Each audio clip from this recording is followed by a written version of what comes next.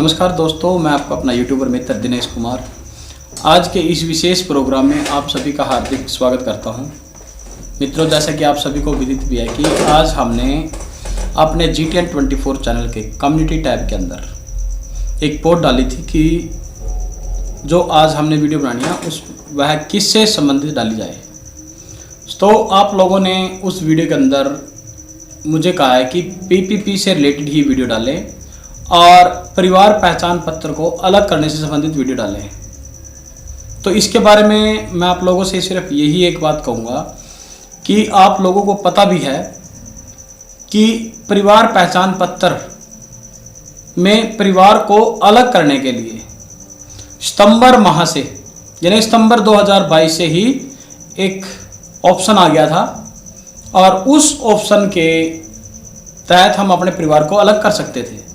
लेकिन उस ऑप्शन में जो सबसे बड़ी खामी है वो है कि जो भी परिवार पहचान पत्र से अलग होना चाहता है, मतलब 3 भाई एक फैमिली आईडी में है, वो अलग अलग होना चाहते हैं, तो उसके लिए सबसे पहले उनको अपने नाम से उत्तर हरियाणा बिजली वितरण निगम या दक्षिण हरियाणा बिजली वितरण निगम के तहत कनेक्शन लेना होगा, सबको अलग अलग, और उसकी KYC करवानी होगी, तब जा कर के वो परिवार पहचान पत्र से अलग हो सकते हैं। लेकिन KYC कर देने के बावजूद भी परिवारों को जो है अलग करना बहुत ही मुश्किल हो रहा है। सभी की KYC हो जाती हैं और जैसा कि मुझे विदित भी है कि हमारे जिला स्तर पर जो कार्यालय है वहाँ पर मात्र सितंबर से लेके अभी तक 50 से 100 के बीच में ही जो है परिवार वो अलग होने के लिए आवेदन किया हुआ उन्होंने, और वो भी अभी प्रोसेसिंग में है, क्योंकि विभाग के द्वारा उस परिवार का सर्वे किया जाएगा और ये देखा जाएगा कि क्या वो परिवार वास्तव में ही अलग रह रहे हैं या एक ही हैं, या BPL बनवाने के लिए अपने आप को परिवार पहचान पत्र से अलग कर रहे हैं। तो इसी कड़ी में मैं आपको ये भी बता देता हूँ कि उसको हमने कैसे करना है। सर्वप्रथम तो हमने अपने बिजली वितरण निगम का जो हमारा कनेक्शन है उस कनेक्शन की KYC करवानी है, और KYC करवाने के लिए मान लो हमारा कनेक्शन जो है वो उत्तर हरियाणा बिजली वितरण निगम का है, तो हमने उत्तर हरियाणा बिजली वितरण निगम की साइट पे जाना है और वहाँ पर अपडेट KYC लिखा हुआ मिलेगा, उस ऑप्शन पर क्लिक कर देना है। अपडेट KYC का जैसे ही ऑप्शन ओपन होगा तो सबसे पहले आपको आपका खाता संख्या मांगी जाएगी। तो मित्रों, मैं KYC से रिलेटेड आपको एक जरूरी बात बता देता हूं कि जिन परिवारों की KYC पुराने नंबर पे करनी है और किन परिवारों की KYC जो है वो हमने नए खाता संख्या पर करनी है। जिन फैमिली आईडी यानी कि जिन परिवारों का मीटर कनेक्शन पुराना है, यानी कि सब डिवीजन कोड और विलेज कोड और फिर मीटर नंबर से मिला जुला है, तो उन लोगों को क्या करना है, उन लोगों को अपने पुराने नंबर से ही KYC करवानी है। और यदि उनका लगभग 2 साल पुराना नंबर है और डिजिटल अकाउंट है, उनका 10 अंकों का डिजिटल अकाउंट है जिसमें सब डिवीजन कोड वगैरह कुछ नहीं है, वो 10 अंकों का जो वो हमारा कोड है उसके तहत भी हमने KYC करनी है। कैसे? मान लीजिए हमारा पुराना मीटर नंबर है और अभी कुछ समय पहले ही 5 या 6 महीने पहले नया अकाउंट नंबर मिला है, तो हमने उस अकाउंट नंबर को नहीं KYC करना, हमने KYC करनी है उस अकाउंट नंबर की। जैसे हमारा सब डिवीजन कोड है X51, मेरी डांड सब डिवीजन लगती है बिजली बोर्ड की, तो उसका कोड है X51। फिर मेरे गांव का कोड है PD15, जो घर वाले बिल हैं उनका। फिर उसके बाद जो मीटर नंबर है, मान लीजिए मेरा मीटर नंबर है 1 2 3 4, और उसके बाद अंग्रेजी का अक्षर मिलेगा, चाहे वो A हो, B हो, C हो, Z तक कोई भी डिजिट हो सकता है। और इनकी संख्या हमारे पास होती है 12। कितनी होती है संख्या? 12। कैसे? जैसे सब डिवीजन कोड है वो 3 अंकों का होगा X51, फिर PD 15 4 अंकों का हो गया, तो कितने हो गए वो 7।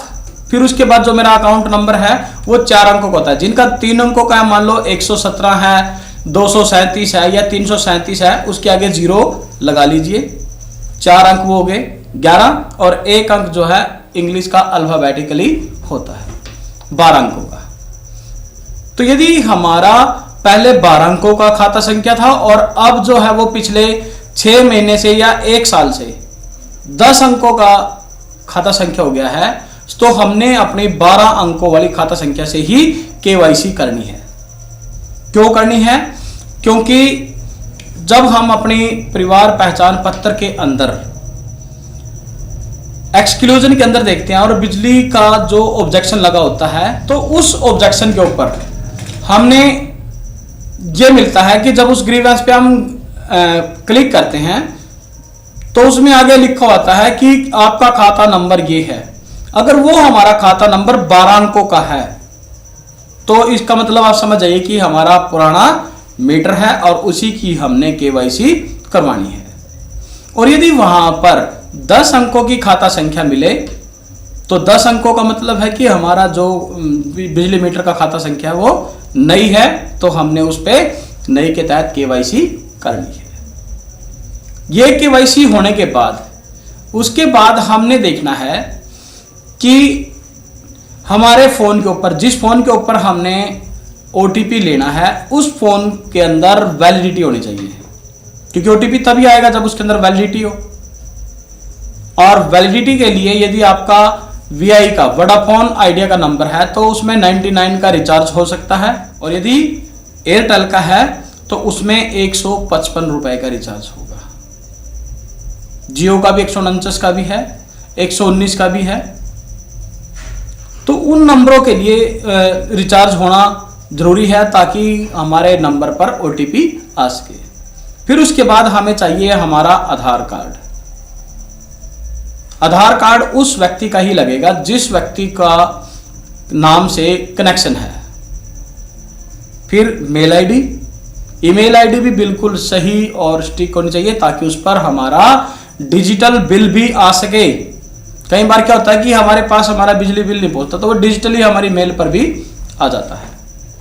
उसके बाद परिवार पहचान पत्र का नंबर चाहिए, और जैसे ही ये सब हम सीरियल वाइज लगा करके इसको फीड कर देंगे और उसके बाद हम जो है जनरेट ओटीपी पे क्लिक करेंगे, तो हमने जो फोन नंबर दिया है, वैध फोन नंबर जो दिया है, उस नंबर पर ओटीपी जाएगा और उस ओटीपी को हमने फिल कर देना है उसमें। जैसे ही हम ओटीपी फिल करेंगे तो वो कहेगा कि रीवेरीफाई योर मोबाइल नंबर, कि भाई आप अपने मोबाइल को दोबारा से वेरीफाई करें, क्या वो सही है। तो दोबारा से रीवेरीफाई करने के लिए हमने दोबारा से रीसेंड ओटीपी कर देना है। जब वो दोबारा से ओटीपी वेरीफाई हो जाएगा तो उसके बाद हम जैसे ही सबमिट करेंगे तो हमारे पास मैसेज आएगा कि यूर ईकेवाईसी सक्सेसफुली डन, और फोन पे भी मैसेज आएगा कि आपकी जो बिजली उपभोक्ता विवरणिका है वो प्रक्रिया में हो गई है, यानी कि स्वीकार हो गई है। तो यहीं से हमारी केवाईसी कंप्लीट नहीं होती।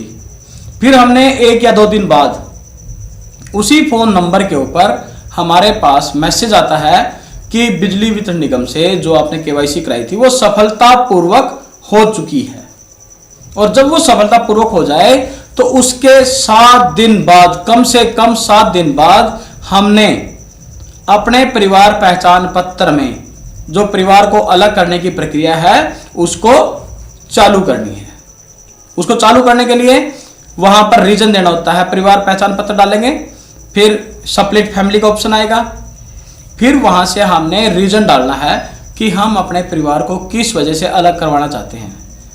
क्या वो परिवार वहां से कहीं और चला गया है, या फिर वो मैरिज के बाद जो है अपना अलग परिवार बनाना चाहता है, फिर क्या वो अपना एक अलग से परिवार बनाना चाहता है, या जिस व्यक्ति को हमने वहां से बाहर निकालना उसकी मृत्यु हो चुकी है। ऐसा हम रीजन दे सकते हैं उसमें। तो रीजन देने के बाद हमने उस मेंबर को सिलेक्ट करना है जिसको हमने अपने परिवार पहचान पत्र से बाहर निकालना है या उसकी अलग से परिवार आईडी बनानी है। जैसे हम उस पर क्लिक करेंगे तो वो ओटीपी मांगेगा और मोबाइल के ऊपर ओटीपी जाएगा। वो ओटीपी डाल दीजिए, सत्यापन हो गया। फिर दूसरा, फिर तीसरा, जितने मेंबर हैं उन सभी पे ओटीपी जाएगा। ओटीपी जाने के बाद सबमिट का ऑप्शन आता है वहां पर। जब मान लो 4 परिवार के सदस्य थे, उन चारों को हमने सेलेक्ट कर लिया, ओटीपी डाल दिया, तो सबमिट का ऑप्शन आएगा। जैसे ही वो सबमिट का ऑप्शन आएगा, उस सबमिट के ऑप्शन के बाद हमारे से उन चारों की अलग से लिस्ट खुल के आएगी और उनमें हमने रिलेशन को ध्यान से भरना है कि किसको हमने फैमिली आईडी में प्रधान बनाना है, मुखिया बनाना है, और फिर उस मुखिया के साथ उन तीनों सदस्यों का रिश्ता क्या है। मान लीजिए उस परिवार पहचान पत्र में मुखिया औरत है, तो उसका जो पति है वो उसमें उस कॉलम में उसके पति को दर्शाना है, जो उसके बेटे हैं तो बेटा दर्शाना है, और बेटी है तो बेटी, उनके साथ उसका रिश्ता दिखा देना है औरत के। ये दिखाने के बाद फिर जैसे हम उसको ओके करते हैं, सबमिट करते हैं, तो सबमिट करने के बाद हमारे से मांगा जाता है कि आपकी पुष्टि की जानी है कि आप उत्तर हरियाणा बिजली वितरण निगम के ग्राहक हैं या दक्षिण हरियाणा बिजली वितरण निगम के ग्राहक हैं। तो उस के दौरान हमने अपना जिस नंबर से हमने केवाईसी की थी, चाहे वो पुराना खाता नंबर हो या नया हो, उस नंबर को हम डालेंगे। डालने के बाद आगे कंज्यूमर का नेम आएगा और उसको हम सबमिट कर देंगे। यदि आपकी डिटेल मैच हो जाती है तो आपकी जो है परिवार पहचान पत्र से अलग फैमिली बनने की प्रक्रिया स्टार्ट हो जाती है।